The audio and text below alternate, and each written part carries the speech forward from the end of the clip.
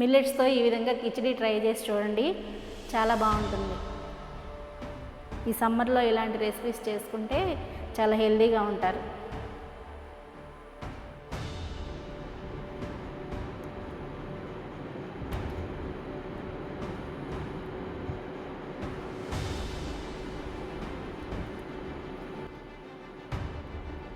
రోజు ఈవినింగ్ రొటీన్లో నేను సజ్జలతో కిచిడి చేసి చూపించబోతున్నాను. 1 కప్పు సజ్జలు అనమాట, చక్కగా నానబెట్టేసుకున్నాను.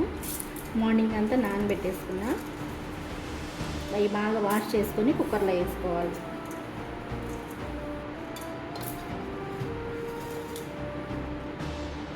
ఒక 1/2 కప్పు వేయించిన పెసరపప్పు వేసుకోవాలి. ఈ నానబెట్టుకొని అవసరం లేదు, అప్పటికప్పుడు కడిగైనా వేసుకోవచ్చు.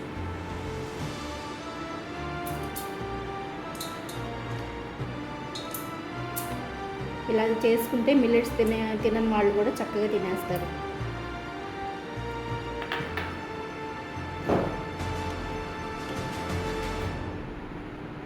దీంట్లోకి 1 టమాటా, 2-3 పచ్చిమిరపకాయలు వేసుకోవాలి. దీంట్లో 1 గ్లాసున్నర వాటర్ పోసుకోవాలి.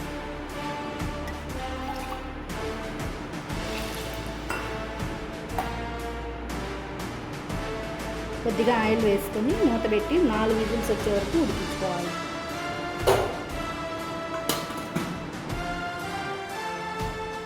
మీడియం ఫ్లేమ్ మీద 4 విజిల్స్ రావాలి, అప్పుడే బాగా సాఫ్ట్గా కుక్ అవుతుంది.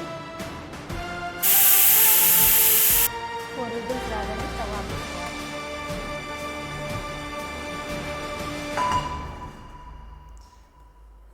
ఈ కుక్కర్ అంతా పక్కన పెట్టేసుకోవాలి. ఇప్పుడు మళ్ళీ వేరొక పాన్ పెట్టుకోవాలి.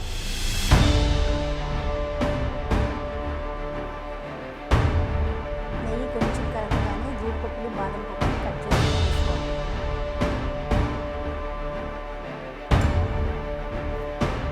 మంచిగా వేయించుకోవాలి.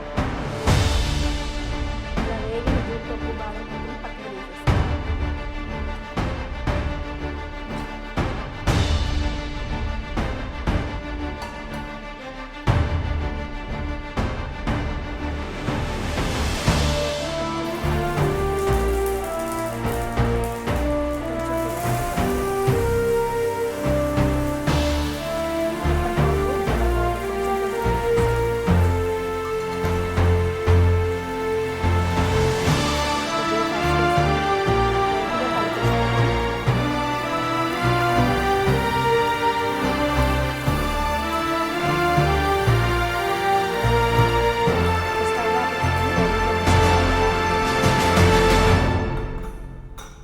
ఇప్పుడు కుక్కర్ విజిల్ అంతా పోయిన తర్వాత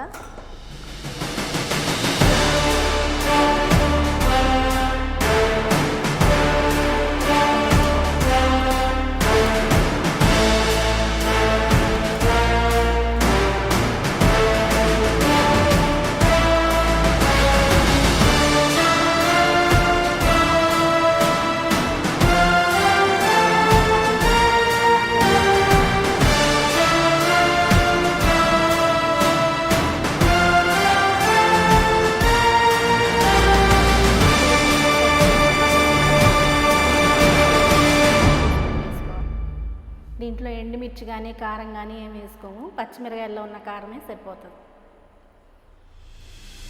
మిరియాల పొడి, జీలకర్ర పొడి ఇవన్నీ వేసాం కదా, దీంతోనే స్పైసీ సరిపోతుంది. ఇదంతా బాగా కలుపుకోవాలి. ఈ మసాలాలన్నీ కూడాను దీన్ని పట్టాలి కిచిడీకి.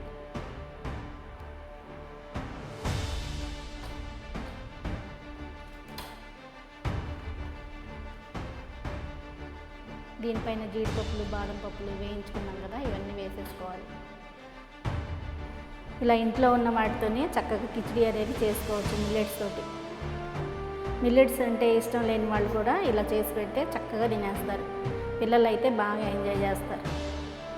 ఇంట్లో పెసరపప్పు వేసామని కూడా తెలియదు అనమాట, అంత బాగుంటుంది.